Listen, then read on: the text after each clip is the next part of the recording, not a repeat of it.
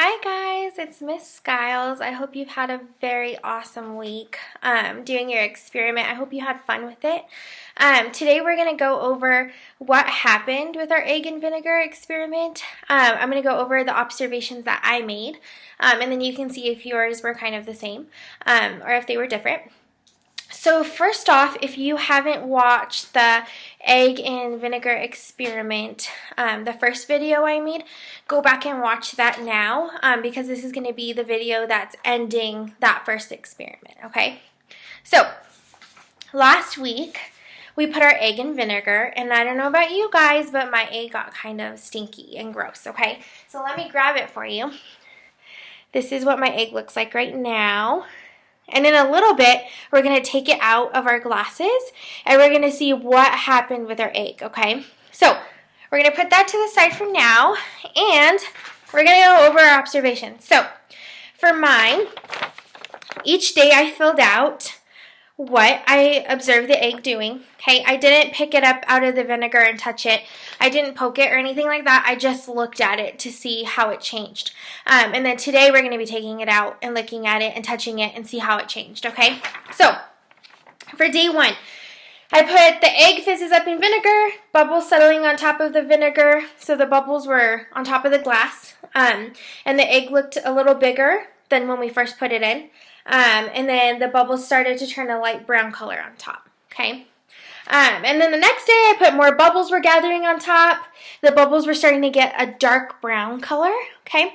I don't know if that's because my eggshell was brown.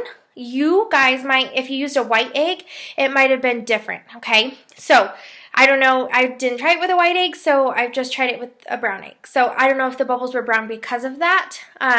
So there might be a little bit of a difference there, okay?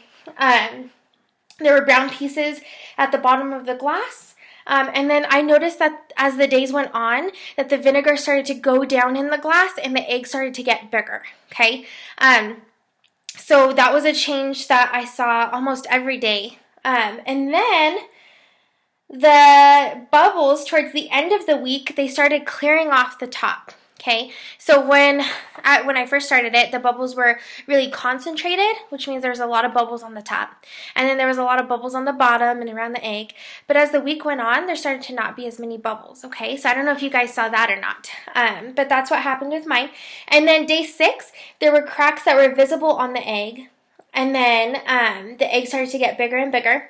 And then when I checked it this morning, the egg was big and there was even less vinegar in the glass. So from that tells me that the egg is soaking up the vinegar because it's getting bigger.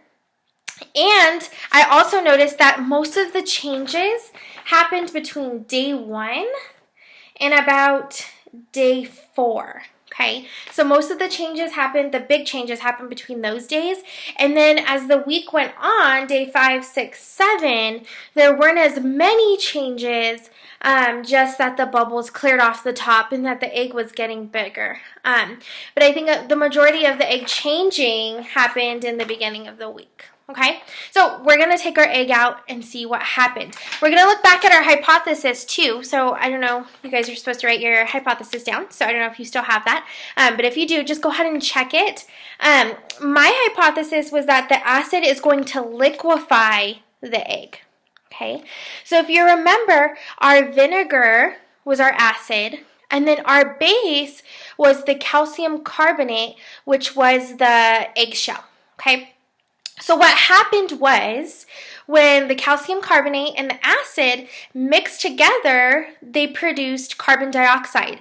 And that was the bubbles that you saw around the egg, on top of the egg, in the glass. That was the chemical reaction, which was the carbon dioxide, being produced by the mixture of the acid and the base. Okay, so that was what was happening. Now we're going to look specifically at the egg and see what exactly happened to the egg. Okay, so I'm going to move a little bit over here so you can look at my egg, and then we're going to see how it changed. So here's the egg. It looks pretty yucky in there. You guys can get your egg and do this with me. We're going to rinse it off, okay, because it's kind of gross. So I'm going to go ahead and pour out this vinegar. I want you guys to kind of see. what my egg looks like. Now, your guys's might not have that brown stuff on it because I used a brown eggshell. I don't know if that made a difference or not. You'll have to let me know. You can email me. Okay, so we're going to rinse it off.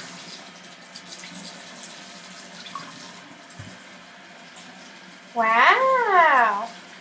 So it looks like the egg turned into rubber. And I'm trying to wipe off all the yucky stuff off of it. Okay, so what happened was the egg, it turned into rubber. And you can very clearly, you can mess with it, you can squeeze it, and it turned into a rubber egg. Now, I'm going to wash my hands. You guys can experiment. You can drop the egg and see if it bounces. You can try to see how high you can get it to bounce. But that chemical reaction caused the egg to turn into that rubber material. Okay? So, what happened with my egg just now is as I was washing it, it popped. Okay? And so what you guys can do, if you do it over a sink, which I would prefer, if you do it over a sink so you don't make a mess, if you pop it, it'll be in the sink. But just be very careful with it, okay? So the chemical reaction caused it to turn to rubber. Now, my hypothesis was that the vinegar and the calcium carbonate, that reaction, it would make it liquefy, okay? So my hypothesis was actually wrong.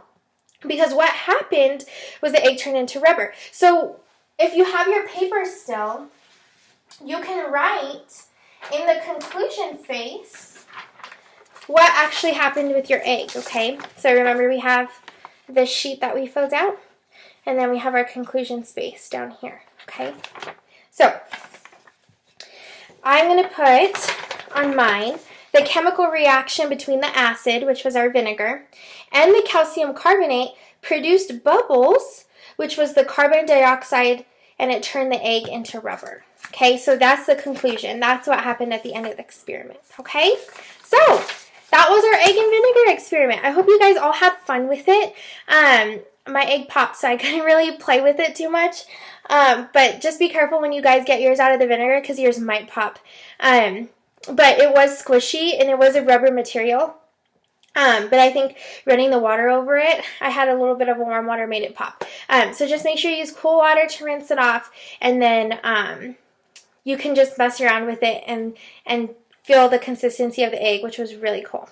Okay, so now, that was the conclusion of our other experiment that we started last week. Now we're going to do a different experiment. Hi guys. Okay, so we just did the review for last week's vinegar and egg experiment, okay? And so now we're going to go over the activity for this week. So this week we're going to be making birdhouses, okay, for our little peep marshmallow friends, okay? So I got the cotton candy flavor ones. Doesn't matter which ones you get. But those are the ones I found. And then they're polka dots. They have little cotton candy polka dots on them. Okay. So we're going to be making a birdhouse for these little guys. Okay. Now, I got some icing. So you'll need some icing of some sort. This one is the spray one. And it has the different nozzles on it. This one would be good to use if you want to make like grass around the birdhouse, or you want to put some effects on the house to make it look pretty. You can use these different nozzles, which are helpful. And then I got some graham crackers, okay? You can use any graham crackers, it doesn't matter, okay? So what you're going to do is you're going to build a house for your peep. So if you look at birdhouses, there's all kinds of different birdhouses. So you can make your birdhouse however you want to. Get creative with it. It doesn't have to be perfect, and it's a little hard, and it can be a little messy trying to put it together, okay? So don't worry if it falls apart. Just try it again, okay? That's all you got to do. Mine fell apart a bunch of times before I got it to stand up, okay? So graham cracker, it has these little lines on it that you can break if you need to. They don't always break exactly on the line, but it can help you a little bit, okay? You can break it into pieces if you need to. So that I'm going to show you guys mine, what I made. And it took me a while, okay? So don't worry. This is my birdhouse. Okay. So it has a little door on the side here. And then my peep is inside of it. And then here's the roof. And then I made this longer roof to cover it. And then these are the walls. Around. And then I use the icing to stick the graham crackers together. Okay? So, what I mean by decorating it is if I wanted to use, this one makes like flower looking things, I could put texture, change it out, and then I could put texture on the top or around it to make it look pretty, okay? So you guys can do that too. Now, when you put your icing on, it might not stand up at first, but if you hold it together, it's going to eventually dry and it'll stay like that, okay? So you just got to be patient with it. If you buy one of these packs of Peeps, they usually come with more than one. So you can make as many birdhouses as you want to, okay? It doesn't just have to be the one. So be creative with it. You can make it 2 stories. So mine, if I keep working on it, I could make it 2 stories. So I could maybe add a graham cracker on top this way, like this, and then build more on top of it, and I can put another Peep, their house, on top, and I can make it a 2-story or a 3-story house. Okay, so you guys decide what you're going to do. You can plan it out first. I think that would be a good idea. So just draw it out on a piece of paper and kind of know what materials you want to put in your house or how you want to stack the materials, the graham crackers and the icing. So that way you kind of have a plan going into it. I think that would be the best option, okay? I didn't do that and it was kind of hard, so that's my suggestion, okay? So have fun with it, guys. You can use any color icing, any color Peeps, any graham crackers. If you don't have the exact supplies, there's ways to make it work. If you don't want to do it with food, you can always do it with cardboard and glue, and then you can always color a little chick, little birdie chick. Chicken or whatever you want, whatever bird you want to put in there. You can always color that and then put that in there too. So lots of options for that. Okay, guys?